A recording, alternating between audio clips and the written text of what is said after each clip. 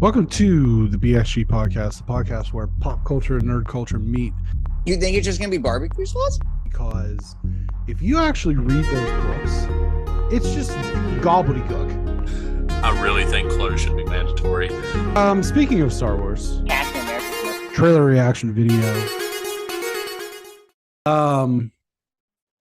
House of the Dragon to start. House of the Dragon. Good. This episode showed Rhaynera and Daemon formulate their response to Alicent lying and saying that the king chose her. Somehow we missed talking about the foot fetish scene last episode. And so I do kind of want to double back to that, but showing their response, and Lord Valerian comes back, offers his support. The kids get sent as envoys to her hopeful bannermen, and things kind of conclude with her son Jace on his wee little dragon, and then Aemon, the pirate, on his Godzilla dragon, and taking a bite out of crime like Scruff McGruff. And one of the most baller things I've ever seen in the history of television, when Rhaenyra palmed her stillborn baby's head like Shaquille O'Neal palming a basketball and just pulled it out of her. That was crazy. So wild times. So before we get into this episode, though, foot fetish scene from the previous episode.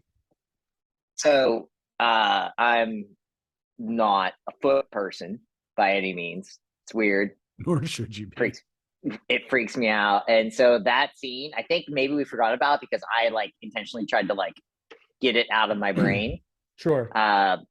So for me, it was just thought I was watching Quentin Tarantino direct something. So it was just that. I think it was really that, because you brought it up, and I was when I first saw it, I was saw your text, I was wait, what? And then I was oh, yeah, right, that scene. No, okay.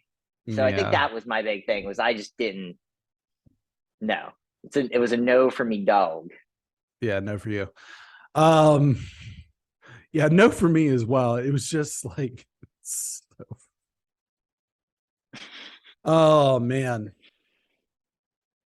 so weird. And that happened, though, and it was, we've both been exposed to some gnarly feet in our lives. One of our friends has, they look like James Caan in Misery after they get smashed up with the sledgehammer, but they were just born that way. Yeah. So, yeah. But anyway, what did you think of the season finale? I thought it was good. I thought it was a little less dramatic than I necessarily wanted to be. I mean, the baby scene, that was crazy. Right. I was what a way to start. I was holy, just that when, like you said, when she palmed it and just was huh. Yeah. That was That's crazy. Not how that's supposed to happen. I can tell you that. And then I like when they got the fire map going. I don't know what else to call it. That sweet fire map. I was and they're just doing all that planning. It reminded me of I'm watching I don't know, Aaron Sorkin or a David Fincher movie, where it's just they're just talking about everything and things are moving. And then I thought there was gonna be more to the ending, and then it was just dragon v dragon. And I've said this before, I'm not a big dragon person. And I think a lot of times when dragons are brought into anything, and I know this show is called House of the Dragon, but it really doesn't need dragons.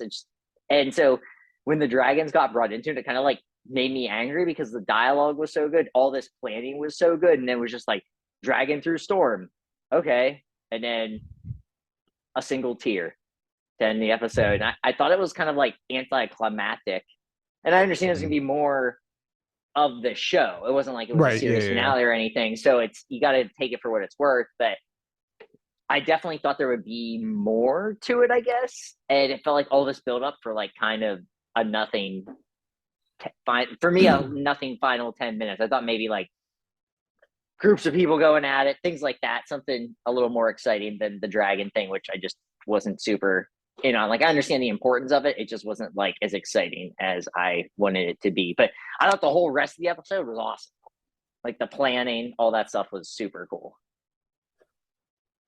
I agree, and there's been a lot of like fervor online that this is pulled from a book, The Dance of the Dragons, which was written by George R.R. Martin, not the one that he should have been reading. Writing or reading.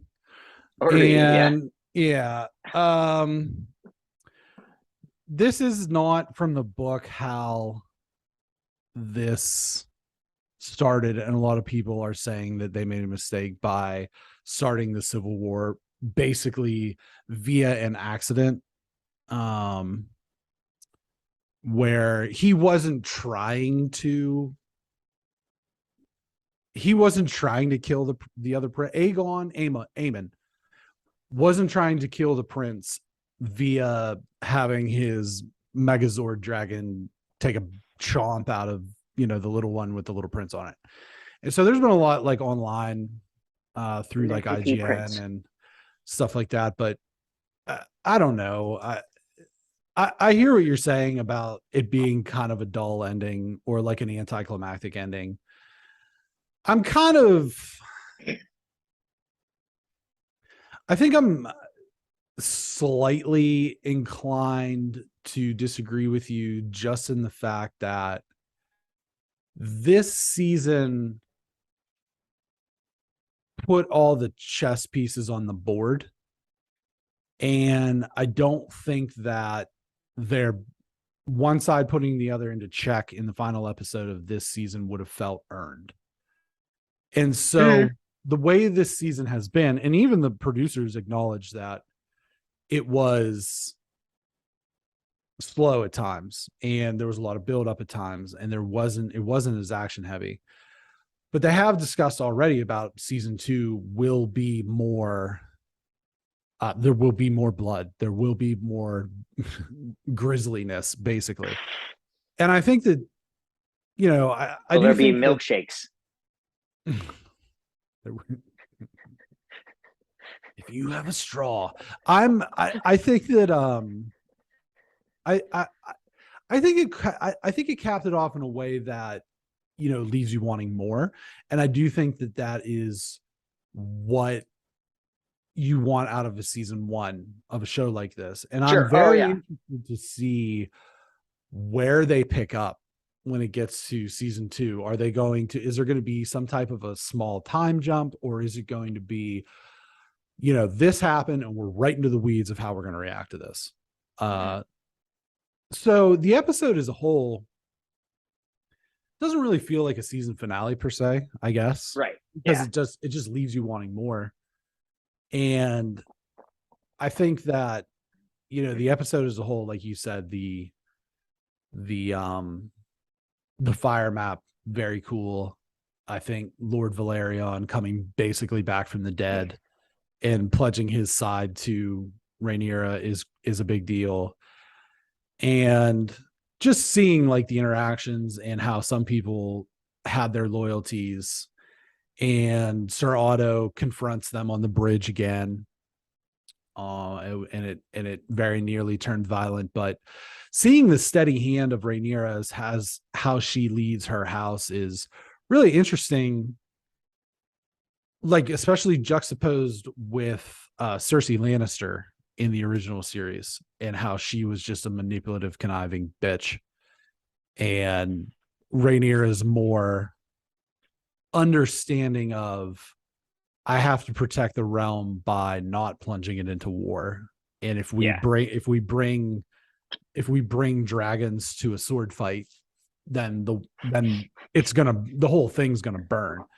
So It's interesting to see, and I'm curious to see how things will escalate in the next season. But yeah, what did you think of? I mean, do you have anything to add about this particular episode?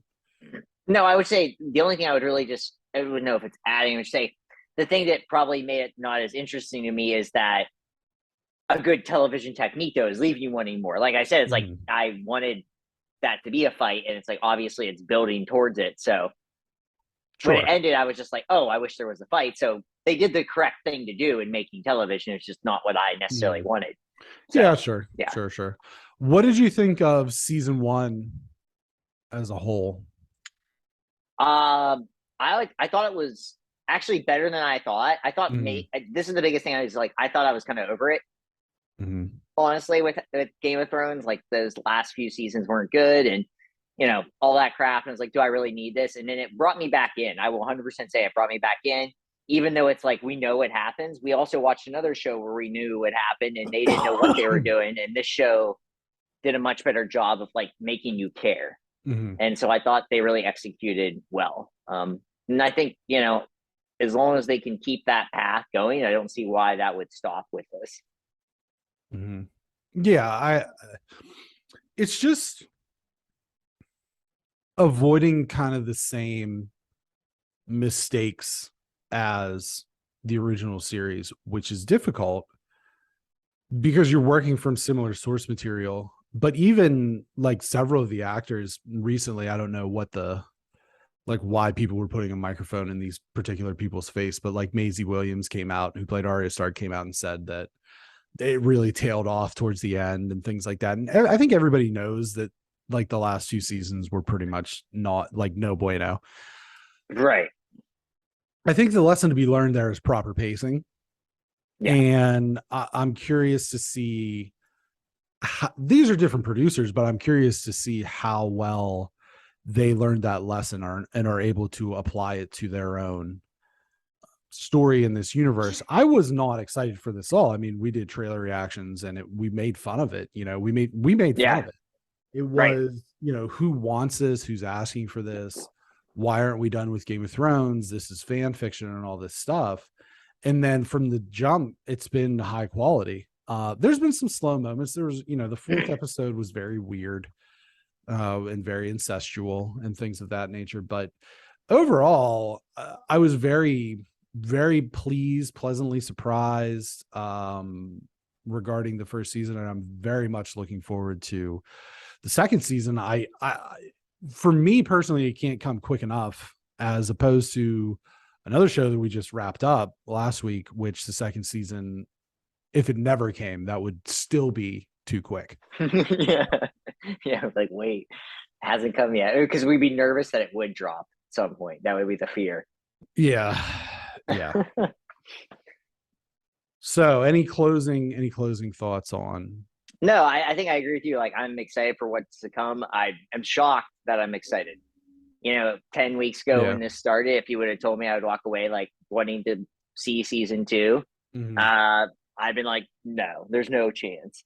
I honestly think that 10 weeks ago, if you would have asked me what show I think I probably would have liked better, I bet I would have said The Rings of Power. I honestly think that, without having watched either or whatever it was 10 weeks ago, 11 weeks ago, I honestly, and that doesn't mean that that doesn't mean that either show would have been like good. I'm just saying maybe because I just think I would have probably, The Lord of the Rings left a better taste in my mouth than the way Game of Thrones ended. Sure. So I think that's probably it. Well, and the other thing I would add to that, I guess, just to agree with you, because initially I would have said, no, that's not the case. But when we did the trailer reactions, we did the House of Dragon and we did the Lord of the Rings, we were much higher on Lord of the Rings than we were on. Plus they spent, $500 million on it. So yeah, you would expect it to be better. Yeah, they sure did, didn't they? They sure did. So that kind of puts a pin in it. Yeah. For House of the Dragon. And we will move along.